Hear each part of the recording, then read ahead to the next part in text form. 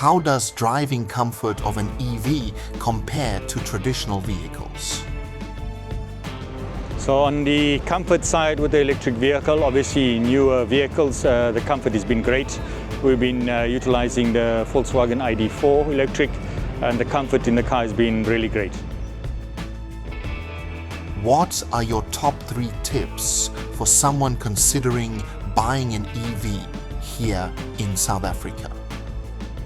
The top 3 tips on an EV is just looking at the features of the car itself. EVs are obviously really great to drive and experience in South Africa as well. And with that, obviously, price point of view is the first consideration for people to see what meets their budget. And then just look at the available range and features of the vehicles itself. And then, beyond that, it's just looking at your usage of the vehicles. And certainly within that, you've got the opportunity to charge these vehicles overnight. And that's primarily where that happens. 80% of charging takes place at home. And beyond that, it's just enjoying the pleasurable drive of EVs that are really great. What improvements are needed in South Africa for better EV adoption?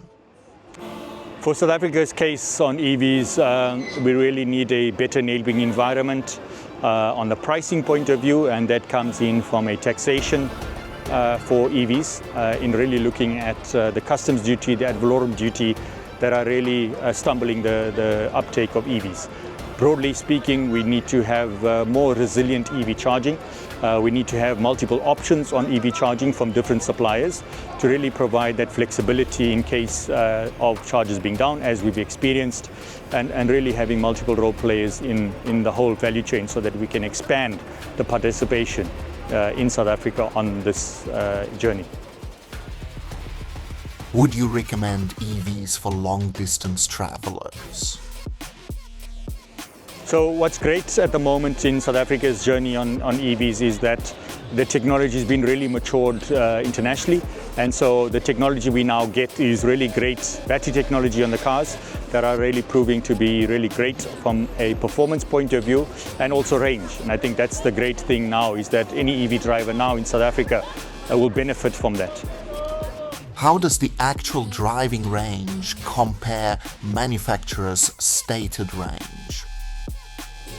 So on the manufacturers driving ranges, they operate on the WLPT driving range, and that is in a simulated perfect environment.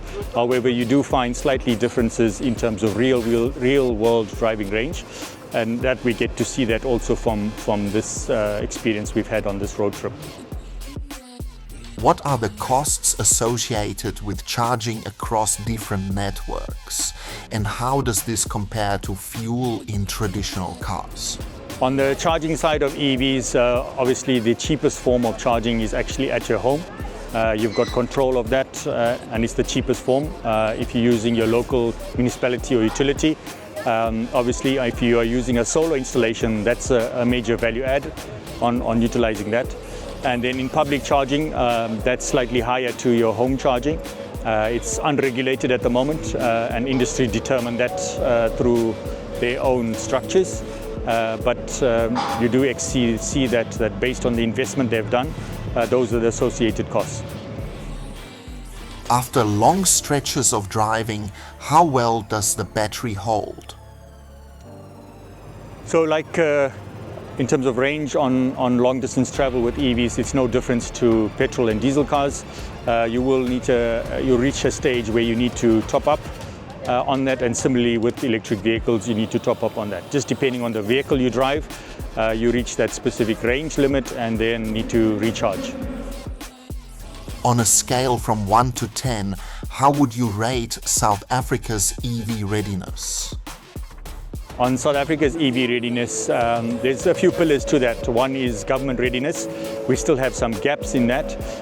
From a manufacturer readiness, it is quite positive at the moment because we are seeing multiple manufacturers entering the country.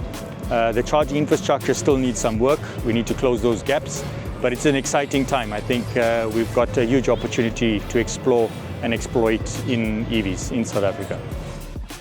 What are the main barriers to widespread EV adoption, and how is the industry addressing them? On the gaps for electric vehicles, there's a lot of myths and perceptions about electric vehicles, and we need to debunk those with that. And then the major challenge is really driving more awareness and education for electric vehicles in South Africa.